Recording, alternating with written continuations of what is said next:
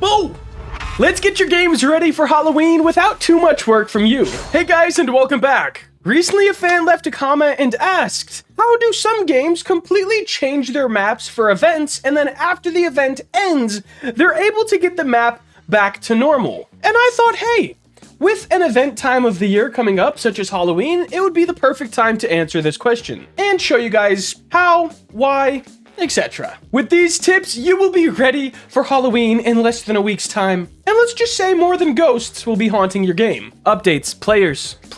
Doing updates, you get players.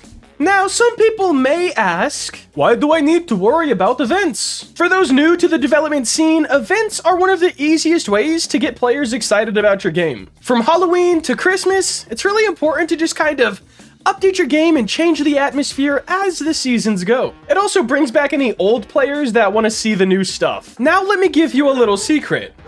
You don't have to spend hours to update your game when the time comes. Basically, I made a video a few days ago with my dogs going absolutely nuts. Holy cow. Are you good? Think he's good. No, he's not. Oh my gosh. I made a video a few days ago where I showed you guys like the gist of making a event update. And basically you make an asset pack and then scatter those assets around your build and boom, there's not too much work to it. But when it comes to taking them all back out, it could be slightly annoying, so let's show you how to avoid that. First things first, all the assets you make for your update, put them into a folder. I'll have a little demonstration in the background as well. While I was working on the Halloween update for GG's game, put all the assets into a folder, and if you want to, you can even group them by zone in your game. Just extra organization and easier to control later. But when the update is done, you just delete the folder or throw the folder in replicated storage and boom.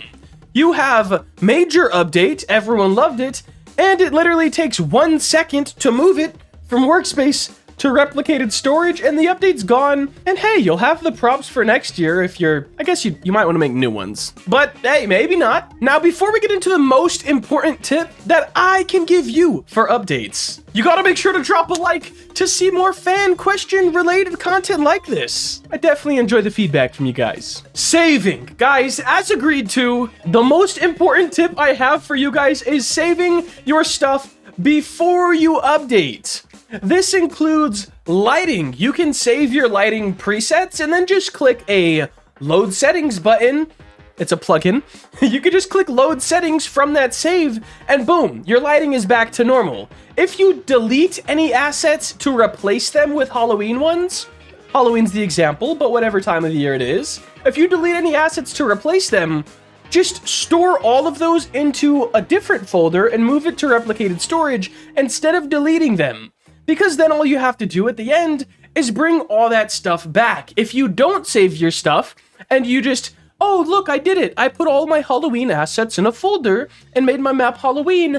And then you delete everything and move your Halloween stuff back. You have an empty map. What are you gonna do then? You have to rebuild everything. That's not fun. So make sure you save everything, your props, your lighting, everything before you make your updates, and then you'll have them to very easily swap back to after the update. So there you have it. A pretty short video today, but I did think this question would be worth answering, especially since the spooky season is coming, and I think everyone should have some sort of an event going on in their game. It's pretty much a free way to get players, or at least a free way to get people a little bit more excited. One more shout out to Alex for asking the question. Alexander, Alex, and I don't know, the name's long. I don't know how to break it up. But shout out to you, thanks for the question. I hope this video helped. And if you guys want to see more content like this, make sure to subscribe and check out this, I think it's this playlist.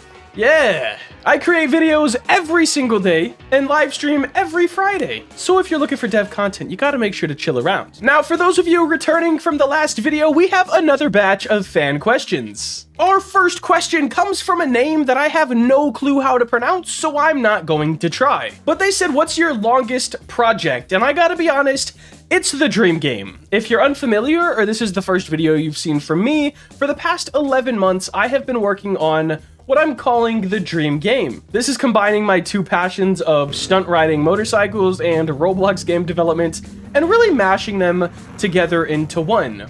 Now you might be thinking, 11 months is kinda crazy, how is the game not out yet? Well, 7 of those months were us waiting on a bike system, that we paid for. And then at the end of those 7 months, he said, hey, I don't want to do it anymore. So yeah, we basically got pretty ripped off there. I can't lie.